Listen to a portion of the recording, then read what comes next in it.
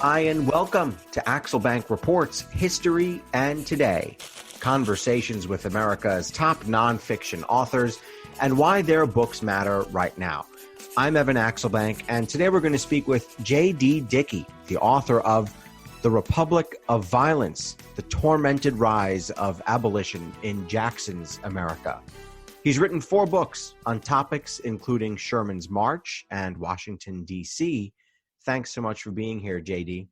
It's great to be here. Thank you for having me. Before we start our interview, I want to invite listeners to our Patreon page to ask for your support in keeping the show going. Go to patreon.com/AxelbankHistory. We will donate part of your contributions to a charity for children's literacy. How did America end the worst thing that's ever happened on our soil, slavery? By the time the Civil War began in 1861, there were 4 million slaves living in the United States. And if you count the previous generations, it's clear that around 10 million were forced into the free labor that our economy was built on. What broke that massive operation and political cabal? If the Civil War was a violent capstone, where were the seeds planted? J.D. Dickey argues that abolitionists found their momentum as Andrew Jackson rose to power in the 1830s. So, J.D., when did you first realize that the abolitionist movement needed a more full accounting, even though Americans have never been more in tune, as you say, with figures like Frederick Douglass and Harriet Tubman? Well, the seeds of the book have been evident to me ever since I did my first book, Empire of Mud, on the troubled rise of Washington, D.C. in the 19th century. And in that book, I came upon some things that I certainly hadn't realized and that were never taught in American history. And that is that Washington, D.C. was a great slave trading center. And by great, I mean powerful, certainly not good. It was horrifying. And there were slave pens and prisons and auction blocks and the full gamut of terrors that slavery presented. And I had never heard about this. And the more research I did, the more I found out that DC was very much an important economic position for slavery. It was an entrepot of shipping human beings to the South from various places. And this stuck with me. And I wanted to do more about this subject and had touched on it tangentially in the next 2 books. But only when I got to the 4th book did it really hit home. And I realized there was more to this story than I thought. And I felt like talking about the initial the initial rise of abolition was really important, the modern abolition movement, because it existed in the 18th century as well. And I traced that to a meeting in 1817 that rose up in reaction to a movement called colonization. And that was a movement supported by many US presidents and others that involved shipping free Black people to Africa, even if most of them had lived their entire lives in the United States. And that spurred such a counter-reaction among African Americans, and specifically in Philadelphia, that it really galvanized the Black movement, first against slavery, obviously, but also against colonization. And those 2 forces arrayed against it. And a dozen years after that began, then we started to see white figures like William Lloyd Garrison and his allies join the movement for immediate abolition, as opposed to gradual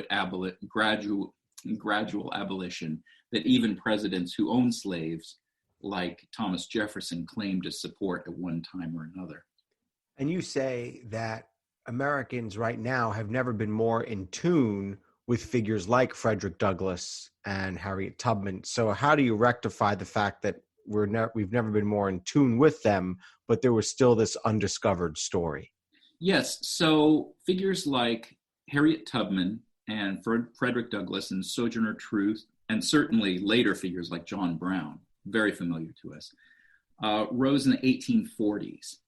But abolition had been going for decades before that. And so my story is about the 1830s, and specifically 1833 to 1838. And that was a period in which abolition was threatened by violence and could have been extinguished because of these forces arrayed against it, not only politicians, but also the press and businessmen. And we're talking about the North, not just the South.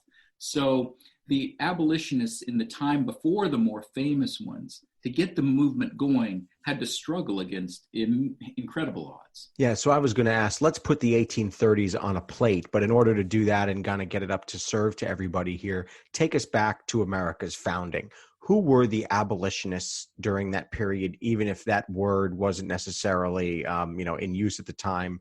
And I'm not sure if it was or wasn't, so you can certainly talk about that. But who were the abolitionists during America's founding, and why weren't they more successful?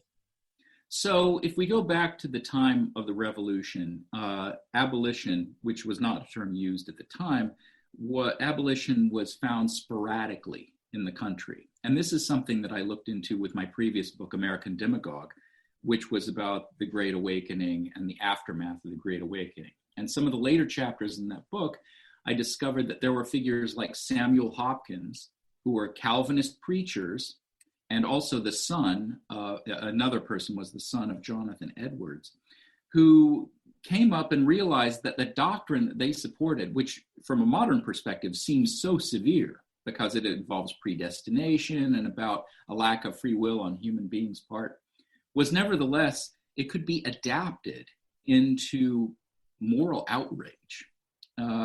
And figures like Hopkins became very important in this very small movement, often through the influence of enslaved people or formerly enslaved people. And so you had an example where Hopkins would write a protest to the Constitutional Convention, trying to come up with the founding documents of the country, and say, basically, you can't go forward with this scheme unless you figure out a way to remove slavery from the workings of the country. And so there were figures like this, but they really formed the early seeds of the movement. And of course, various African-American figures as well, often in dialogue with ministers like Hopkins. But they were truly a minority at the time. And it took decades later, and in reaction to things like colonization, for the modern abolition movement, as we think about it, to really get going, first in 1817 and then picking up momentum in the 1830s. I think it's also important to talk about the pro-slavery movement, because abolition certainly wasn't happening on its own, and it wouldn't have had to have been a movement if there wasn't a movement pushing back against it to keep the system in place. So before we get into the specific figures of the abolitionist movement in the 1830s, what were the pro-slavery forces like? How were they aligned? Who were their power brokers? And how were they so successful in keeping this system going for, generations, even at that point in just the 70s and 1780s? Yeah, it's very interesting to look at the forces that were in favor of slavery, of which there were many in the United States in those early decades, as you mentioned. Now, in the beginning, it was more a case of the majority of the founders supporting slavery, but wringing their hands about it. Basically saying, well, this has to wither at some point. We know this is cruel and barbaric, but we can't risk the unity of the country by threatening its economic foundation, which is slavery. So even figures like, as I mentioned earlier, Thomas Jefferson were at least giving lip service to try to eventually wear down this system. They thought it might take decades or longer, but eventually that it would wither just naturally. Well, that didn't happen. And so as slavery persisted in the country, especially with economic developments like the cotton gin, a certain ideology had to rise up that supported slavery. In the words of John C. Calhoun, it was a positive good. Now, figures like Calhoun and other politicians advanced this notion, not only because of economic necessity and to prevent the dissolution of the Union, but also under perverse racial theory that was the core of white supremacy, obviously. So you had these figures that were coming up and developing economic and political and ideological arguments in support of it. Now, figures like Calhoun were the most obvious, but later they were joined, or at the time they were joined by businessmen from the North and press barons. And so by the time you get to the 1830s, but developing before that, there are figures like James Watson Webb, who published the Courier and Inquirer, which was the country's most well-distributed newspaper, who were ardently against abolition and in favor of slavery, to protect the mercantile interests of the white businessmen who read those newspapers, and of course the politicians that went along with it at the time. So the idea of pro-slavery, to go back to your question, was one that began with hand-wringing and an idea that, well, it would eventually wither, and of course this was an excuse more than anything else, to an active and vocal support of slavery ideologically as the 19th century went on. One of the tragedies of slavery that our show has explored is that it is very difficult to get information about specific slaves, about individual slaves. That so many of their lives were erased in so many ways. What do we know about what slaves who were living in America said about living under this system? Let's try to give at least some voice to them, whatever possible here, and explain how their experiences began to feed the larger figures, the press, the anti-slavery press in this era, about what it was like to live as a slave in the United States. What can we say firmly, and what words can we give to their individual experiences?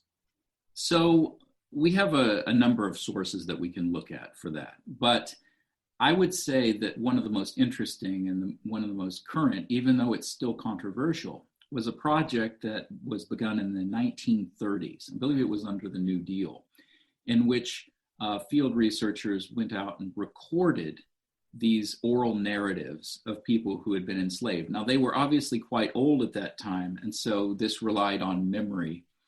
Just to give I'm sorry to cut you off, but just to give a timeline there, we're talking about people who would have been enslaved until the 1860s, and then were still alive literally 65 years later to talk to these folks in the 1930s. Correct. So they were recalling their memories as children. And this is the most direct oral evidence that in many cases we have.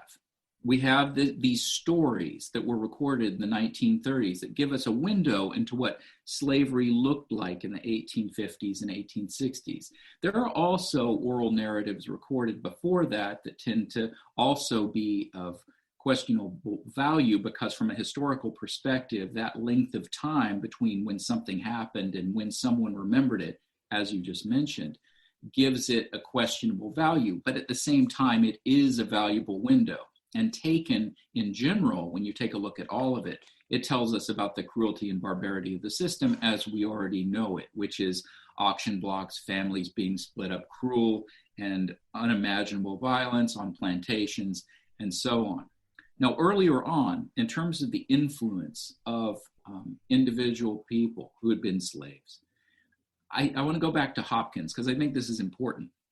The idea of Samuel Hopkins, the ideas that he had developed, came eventually to him by people in, I believe it was Providence, Rhode Island, the Akan people who were slaves or formerly enslaved, and they gave direct testimony to figures like Hopkins that he could advance a mission of anti-slavery based on what he had heard from individual people. And I can't emphasize enough how critical this was, because in order to enlighten white people or those with power, there had to be these testimonies that you mentioned. People had to speak out, and they did, and they were. And then later on, in Philadelphia, for example, in 1817, with that meeting, we find that there tends to be a more organized approach to this. And so figures like James Forten, who was a sailmaker in Philadelphia, come up and start harnessing the energy of the grassroots and giving voice, Black voice, to anti-slavery. So it's not just a question of, these white middle-class figures being the force behind this, but really the informational and the force of energy behind this ends up being Black people in terms of organization and development of the strategy to fight it. Sorry. Describe for us, if you can, the era of good feelings. What else was happening in America as the 1830s begin to flower?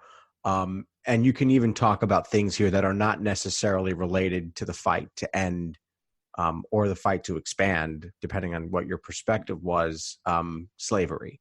So the era of good feelings here, and what is America like at the beginning of the 1830s? Well, era of good feelings, what we're talking about is 1816 to 1824. So that's the very beginning of this, a very beginning of the period that eventually seeds the ground for the 1830s.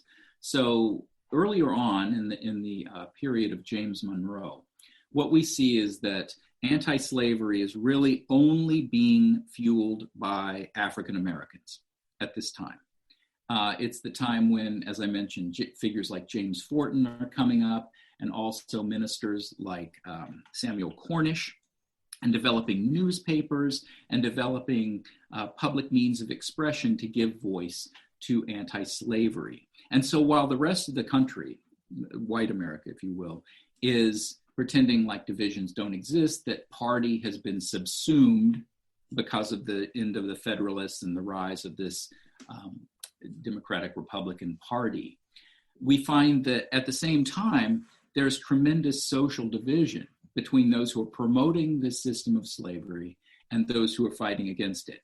And those promoting it often call themselves anti-slavery, which adds to the confusion.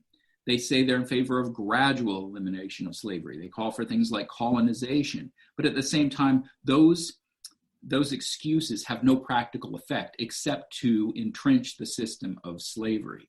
And so African Americans are on the front lines fighting against this in their public speaking and in their activism.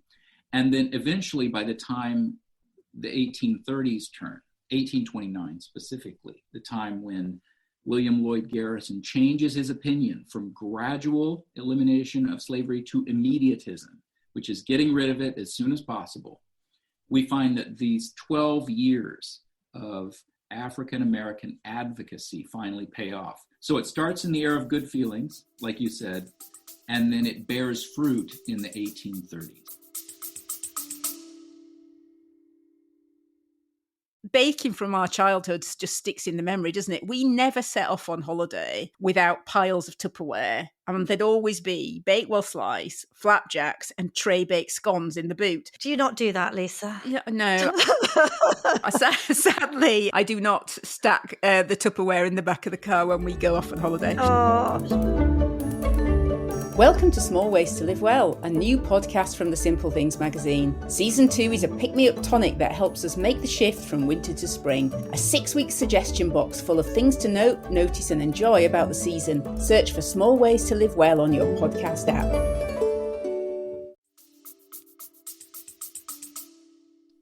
One figure in your book who is so important is Andrew Jackson. And I want to have you just set up for us his life. This is someone who I don't know if anyone is predisposed to violence, but if anybody was, Andrew Jackson might be. So how did his predisposition to violence color his approach to slavery, and what did he think about slavery? Yeah, it's interesting because he was, of course, the last president to fight in the Revolutionary War as a boy. He'd been held captive by the British. So that's how his life starts, as a captive, as a child. And then eventually he develops into a general, famously. The Battle of New Orleans, essentially makes his reputation, and fighting in Florida as well. And becomes known as Old Hickory, and becomes renowned as a duelist as well. He still carries lead in his bodies from famous gunfights. He's from Tennessee, but has both the Tennessee and Kentucky background. So there's a significant element of frontiersman to Andrew Jackson. which is becoming more and more of the country as it expands westward. It's no longer that genteel society hugging the Atlantic coast, but rather very much an interior society peopled by Scots-Irish immigrants. And that's what Jackson represents. That's his constituency. Historians have pinned down when it appears Abraham Lincoln first saw a slave and what his initial thoughts were at seeing a slave. Do we know what Andrew Jackson specifically, when he may have encountered a slave for the first time? It was probably pretty early given where he was growing up, and what his actual thoughts were. Did he ever document it, or did someone document what he said about them? Well, he certainly didn't have qualms about it. And in his administration, he defended the practice of slavery. And to him, I think, growing up, it was probably as natural to see slavery as it would be anyone else to see water. This was something that was ingrained in his society, and he just basically went forward and accepted it, and then later profited from it. Of course, he was a slave owner himself at his estate, Hermitage, and there's no doubt that it formed a considerable part of his life and income by the time he became president. There were, as you put it, there were 50 major incidents in 2 years. So now we're going to get to the Republic of Violence here, yes, and how this era of good feelings transitions as the 1830s begin to grow. 50 incidents in 2 years, hundreds of people killed.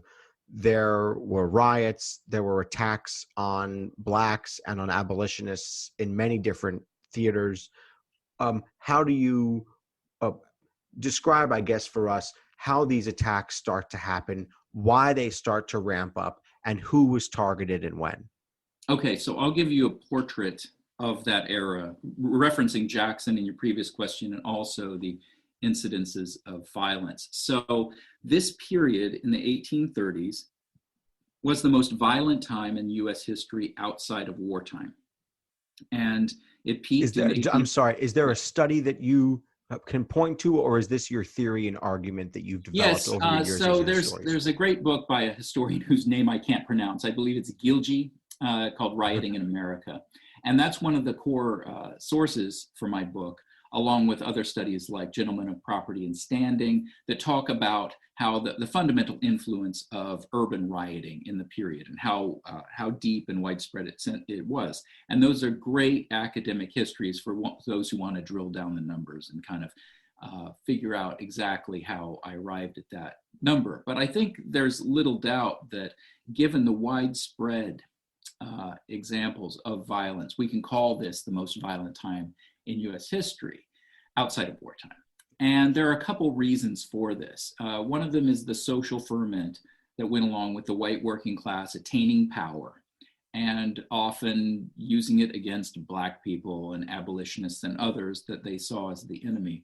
And also the amount of drinking at the time. The average American drank 5 gallons of liquor a year. That's from a book called The Alcoholic Republic, which is a great study that really gets down into the weeds about how much people drank, where they drank, when they drank. And I accept those numbers, and I think they're compelling because they explain a lot of behavior, a lot of the violence in society, including the violence at the polls. Andrew Jackson's party and his opponents were not unwilling to use violence at the ballot box to keep their opponents from voting. So now in this current era, when we talk about voter suppression and things like that, that's all done under cover of law. At the time in the 1830s, it was done by force, not through the courts. It was done through men physically beating each other to keep them from the ballot box and often stealing the ballot box. And there were numerous and repeated election riots, even irrespective of slavery. Just the very contest for power involved these brutal acts against men against each other, often in urban environments like Boston and Philadelphia and New York.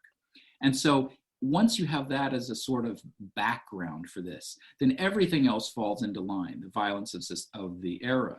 This is an era of bear baiting and cockfighting and dueling.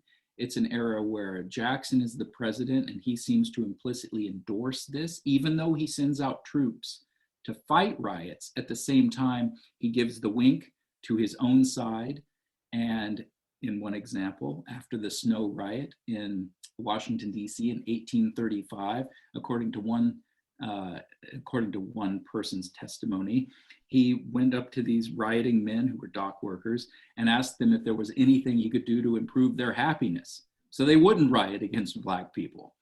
And he also, in his policy, signs things like the Force Bill, which allows the federal military to be used against the states. And of course, most infamously, the Indian Removal Act, which later leads to the Trail of Tears. So with all this in the background, it's not surprising that when the forces of violence, especially with politicians and businessmen and press barons, arrayed together, they use it against the biggest threat to their economic foundation of slavery, and they use it against abolitionists and Black people.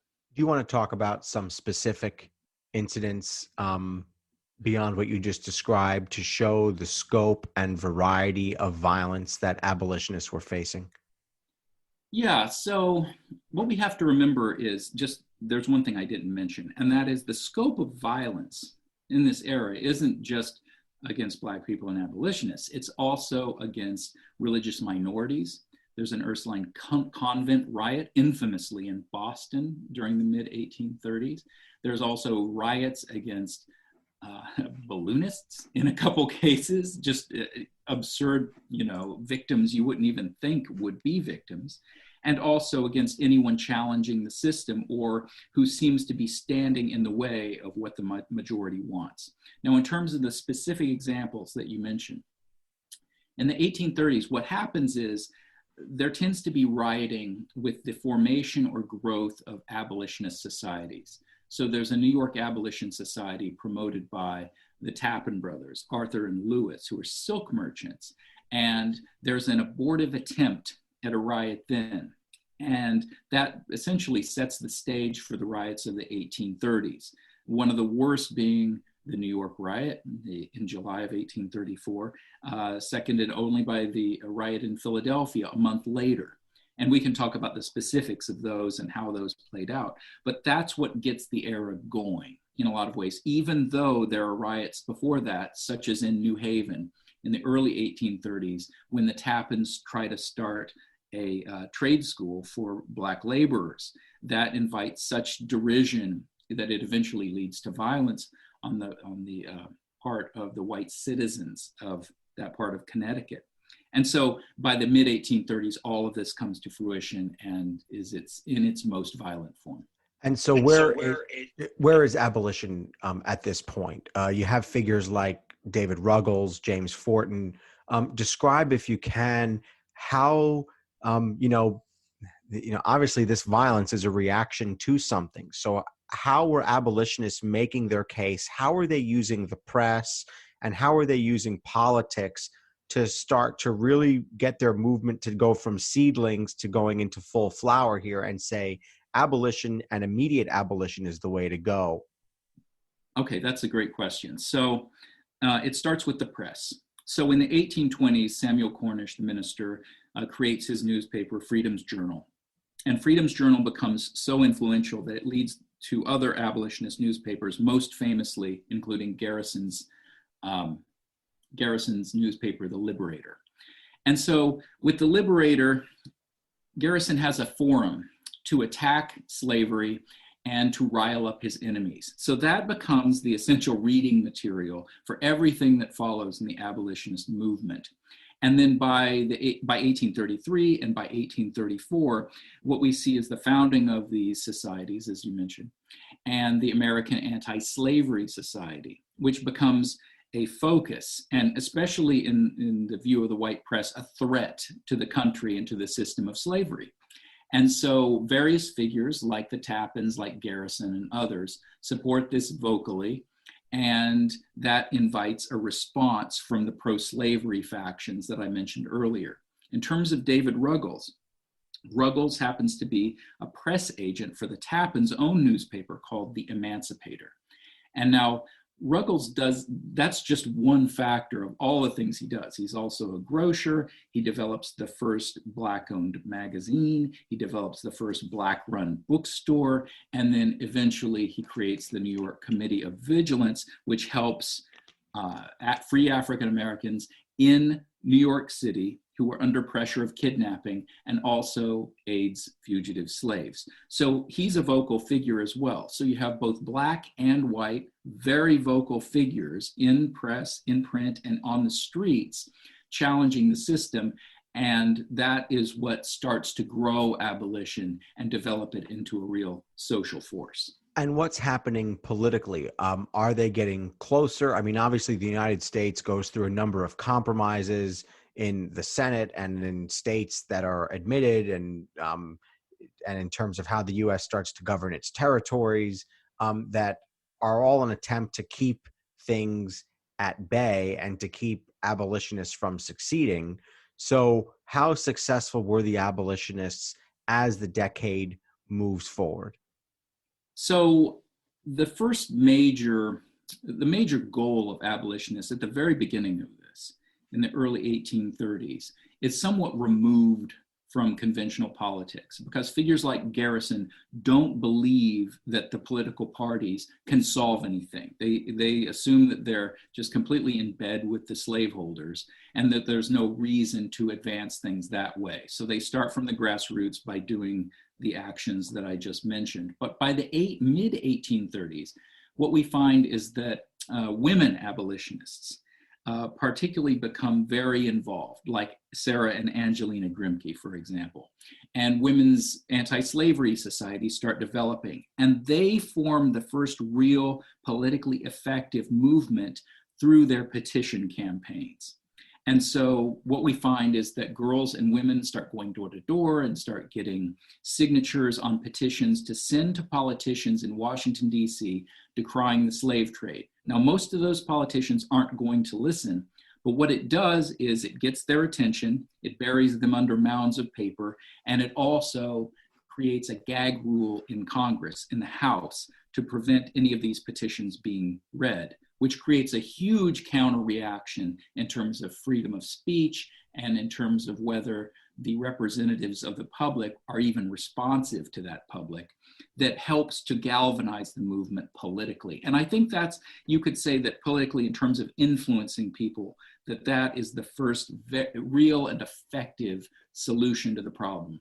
I don't want to draw too much of a comparison, but I also don't want to discard any potential comparisons that you see. So as you were writing your book and you were watching the social justice marches of 2020, and you were researching for this book, what comparisons did you make? How would you compare and contrast the reaction to the abolitionist movement in the 1830s as compared to the social justice marches that we saw in 2020, and the reaction among white supremacist forces to them in both the 1830s and in the 2020s?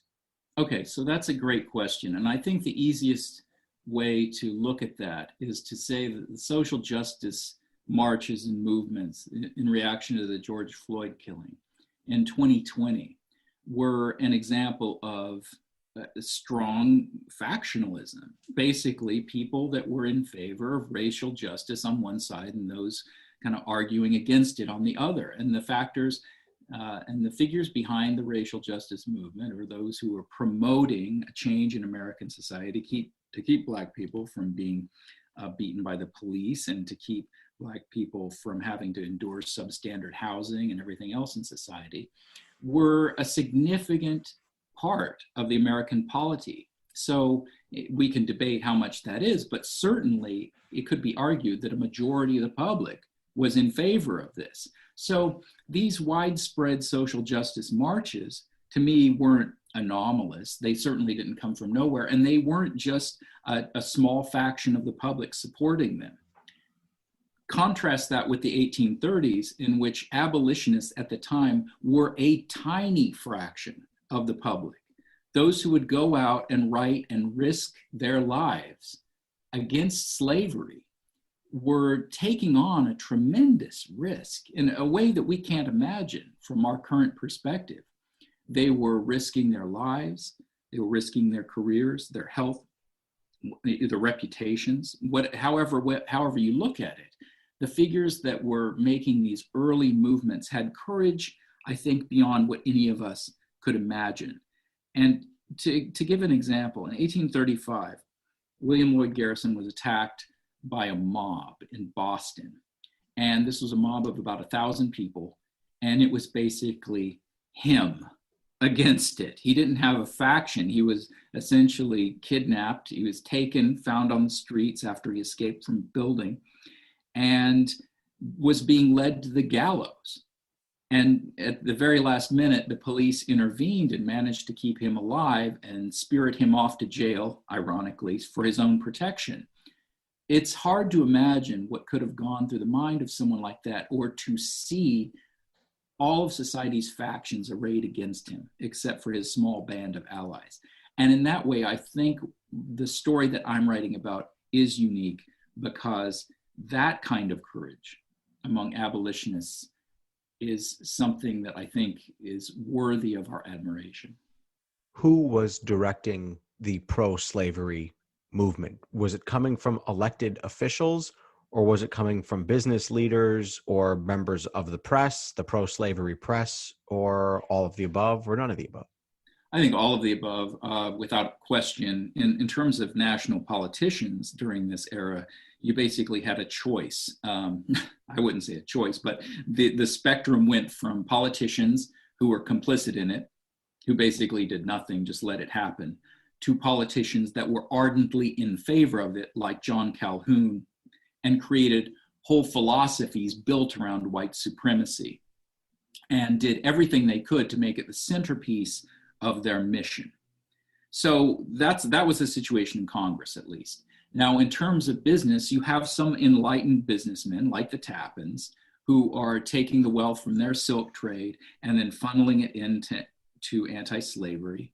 But then you have many more businessmen like press barons and like shipping magnates and insurance brokers and bankers who are benefiting from the trade in slaves, and often own slaves in the South. Even if they're in the North, they own plantations and slaves. So it's very much an integrated national system. And so these figures become especially critical in the pro-slavery movement, because not only can they give their economic support to mobs, to men on the streets, but they can give voice to it through figures like James Watson Webb and his Courier and Inquirer, and also the Commercial Advertiser, and is another notorious newspaper in New York, and the editor is William Stone. And both of these men become the most ardent champions of human enslavement, and the most powerful and feared enemies of abolitionists. As I'm going to ask you to grossly wrap this up for us here, the story of the 1830s, but in too quick a fashion. But we do have limited time here, so I want to ask: how did the 1833 to 1838 period wrap up? What was the result of it? And then I did want to ask you about this concept of nonviolence, because that's always a question when it comes to civil rights: is if you're being met with force, how much force is it okay to send back at those trying to react to the movement for more equality? Yes, so that's a good question. I'm going to answer it in reverse. So I'll start with the nonviolent part. I gave you too much there, but go ahead. No, it's great, because it's integrated, and it really flows, and it's all related. So nonviolence is a huge factor. Most abolitionists are nonviolent. They believe in pacifism.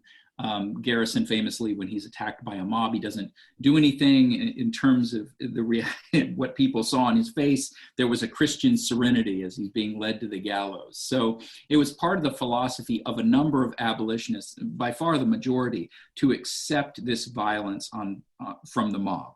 But at the same time, other figures like David Ruggles are rejecting that approach and basically saying Black people have to defend themselves through whatever means necessary, whether that means breaking into a slave ship and rescuing people, or keeping fugitives, from being caught by their pursuers, or keeping free Black people from being kidnapped into slavery. Whatever it took, they were willing to do it, figures like Ruggles and those he influenced.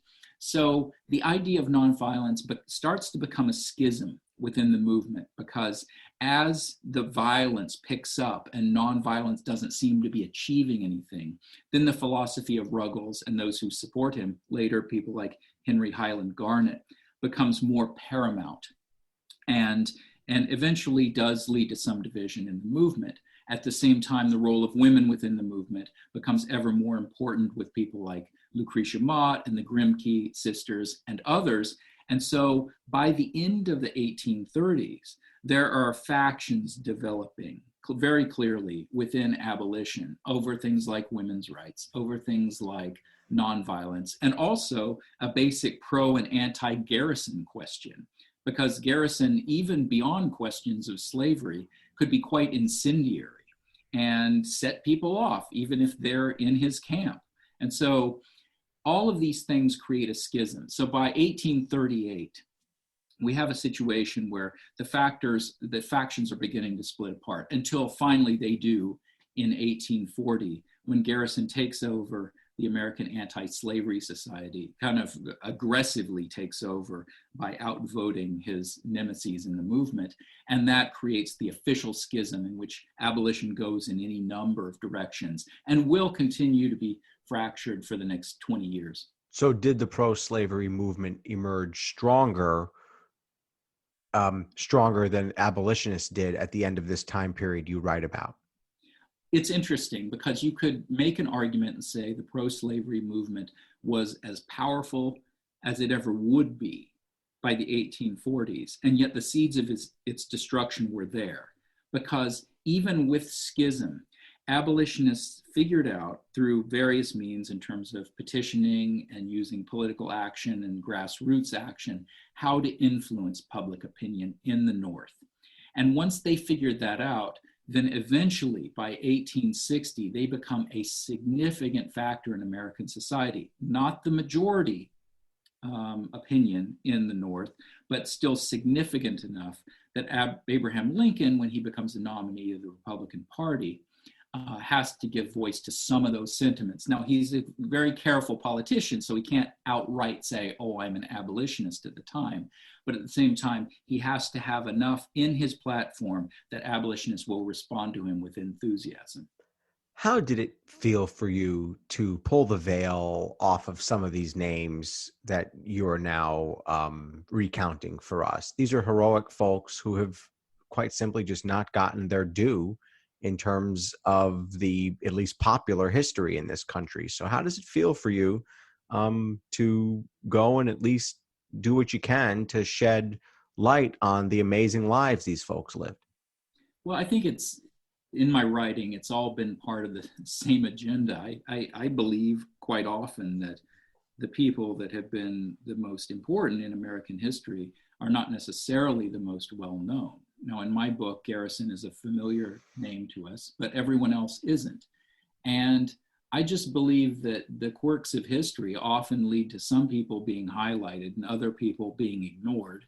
And that's part of one of my goals, to ferret this out, to figure out who the key figures were who were known at the time. So in a way, it's kind of like an anti-revisionist history, because I'm trying to go back to the 1830s and figure out the notable figures that have since been forgotten and who did change things. And it is humbling to look at these figures and to see what they did. And there's an honor in it too, I think, to be able to bring up figures like Ruggles. I keep focusing Okay, on I was him. just going to ask a question about him. Yeah. And to give light to their stories. So I've asked this question a number of times on this show, but it seems to work, and it seems to get historians to go, let me think about this for a second. So let me ask you, if you could design a monument to David Ruggles that would stand alongside Thomas Jefferson and George Washington and Abraham Lincoln for our nation's capital, but you could put it anywhere, but that style of monument, what would a monument like that look like to David Ruggles? Where would it be, and how would you design it? So the monument would certainly have to be in New York. And I would actually make an argument right now for a figure like Ruggles to be honored in New York. I mean, they honor Sherman near Central Park in a gilded statue. But in many ways, Ruggles is much more critical to what happened, the fight against slavery, against human bondage, than even Sherman was, because he set the tone and set the groundwork that eventually enabled the Civil War to occur, or I should say, to enable the force of abolition to achieve momentum where it could influence society enough that it could be a driving factor behind the Republican Party and behind those who wish to smash it entirely. Now, in terms of the statue, it's in New York. I'm going to imagine it's in New York. And Ruggles himself, unlike these posed kind of emotionless figures that we see from statues, he's in motion. You cannot have a statue of Ruggles without creatively depicting him in motion in terms of all the things he does, from being a grocer and a press agent and a writer and a bookseller and a magazine creator. And there are other things I'm not even thinking of off the top of my head. And you have to somehow show him in motion, whether he's running or writing or doing all of these things. And maybe it's a multifaceted monument. Maybe it's not just him standing there, but we see him in different poses in terms of all the things he can do. Maybe it's almost like the FDR Memorial in Washington, D.C., where we just see different aspects of his life. I think it would be quite compelling. This question just occurred to me. I didn't have it written down, but I want to ask it. What was the reaction of the folks who you write about in the 1830s, the abolitionists at least, and maybe the pro-slavery forces if you want, but what was the reaction that they had after slavery was finally eradicated? Oh, so the figures that I'm writing about, the abolitionists of the 1830s. So Garrison folded the Liberator. He had achieved his mission, and so he essentially stepped away from it.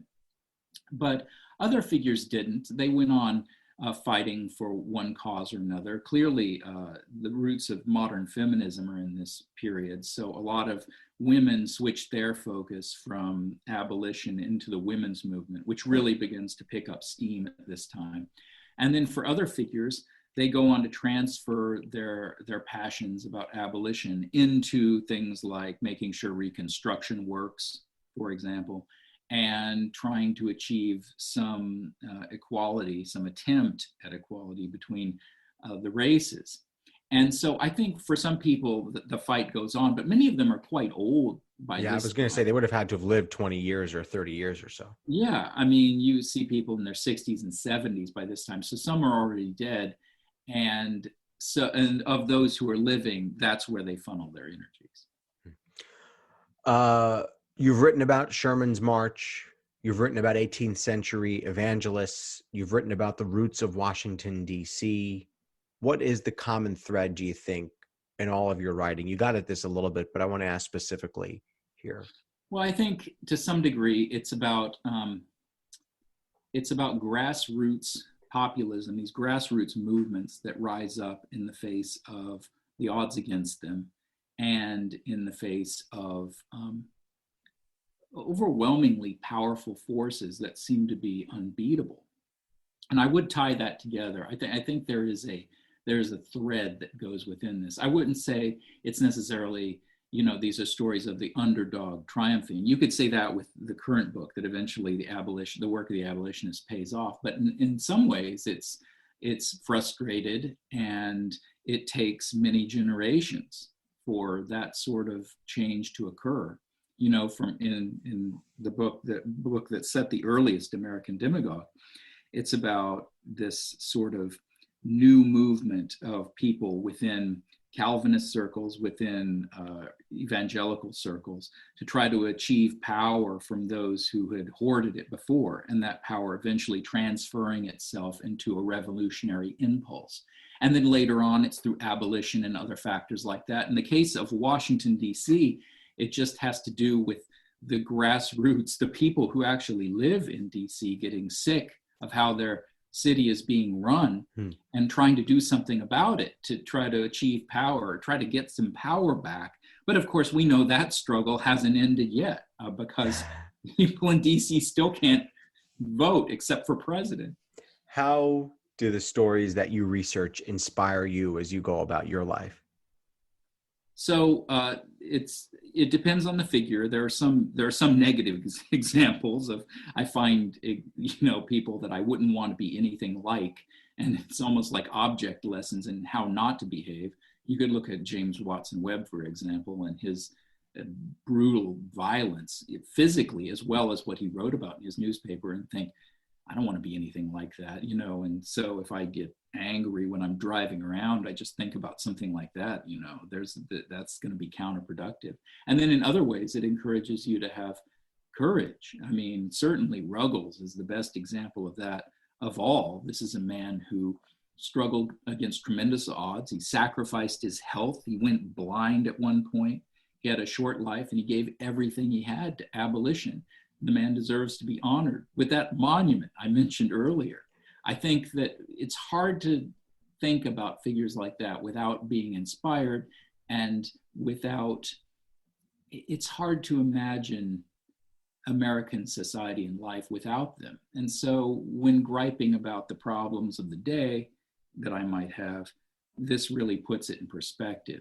And it should make any of us feel less sorry for ourselves when we think about what people in the past did. Is that the lesson that you think we should take away from this book, that courage is really the only way to make change? Yes, because you have to have courage in not just at the individual level, but at the grassroots and in the collective. Once people stop accepting injustice, then together people can make a difference. I'm certainly not the first person to say that. I think it's probably the most familiar sort of lesson that we can draw from these books. But I think it's also to learn from the past and to take from it what we can in order to move forward. Before we started, you said you were an independent historian. At least that's one way to describe you. Do you find that it's easier to quote, I mean, you have a day job, but easier to just write? Or is it easier to be engaged in other work, let's say like for a professor or something like that, or for an editor of other history books? I guess I'm asking where you get your inspiration from to find new topics to write about. Is it going through the pages of your research as an independent historian? And does that make up for, a professor who might be sitting around and be immersed in the material in many different directions? Yeah, I mean, I'm not doing this just to publish and get tenure, clearly. So a lot of my research flows just from my interests. And so, for example, that's a really good question. At the end of Empire of Mud, which was my book about Washington, D.C., there was, near the end, there's a section on how D.C. was during the Civil War and how the triumphant Union troops came through and marched through DC and what they saw when they came. And I used that as the prelude to my next book, which was Rising in Flames, and exploring what that army was and where it came from and what it had done under William Sherman. And then in that book, I wrote about the evangelical influence that ended up fueling a lot of the anti-slavery movement within Sherman's army. And then I traced that back in my third book and found the very earliest examples of that in the Great Awakening and in figures like Samuel Hopkins. And then at the end of that book, in the epilogue, I wrote about the Second Great Awakening. And the Second Great Awakening is fundamental to the current book, which is a religious revival that fuels a lot of abolitionists. We haven't talked about that yet. And that became the link there. So I really go to where the whole continuous process of research leads me. And that way it is different from someone who is siloed, who is at a university and who has to take careful account of staying within their boundaries, which is important, and great research is done. Great, incredible primary research. But in my own case, I can do primary and secondary research and go where it leads me and start with a thesis and then see how the thesis develops and see how it departs from it, depending on what the story is, and relay that account, usually in a narrative nonfiction approach. Am I allowed to ask what's next for you? I've got to get out of New York and Philadelphia and Boston. I've been writing about that for a couple of books now, and I live on the West Coast, so I've got to do something about the West. I'm not sure what it's going to be yet, but I know more about Western America than I do about Eastern America, and yet that's most of what I've written about. So I think I am going to take that leap. Potentially on the same era in the 1800s, or yeah, I'd no? much rather write about the 19th century. Ah. I don't think I'm the person to write about nuclear weapons and television and the internet and things like that. I don't think I can offer anything new in that. My reaction is the same as everyone else. People stare at their phones too much. We're scared of being nuked. I mean, there's not a lot for me to say about that, but I think I can add something about the 19th century. J.D. Dickey, the author of The Republic of Violence, The Tormented Rise of Abolition in Jackson's America. Thanks so much for joining us. Thank you for having me. Check out the book. Check out the book. Check out his website. His website is jddickey.com. I want to invite listeners to our Patreon page to ask for your support in keeping the show going. Go to patreon.com/AxelBankHistory. We will donate part of your contributions to a charity for children's literacy. And thank you for listening to Axelbank Reports, History, and Today. Conversations with America's top nonfiction authors and why their books matter right now. Check us out on Facebook, Twitter, and Instagram at Axelbank History. We update those with clips from the show, guest announcements, and book recommendations. We'll see you next time. Thanks.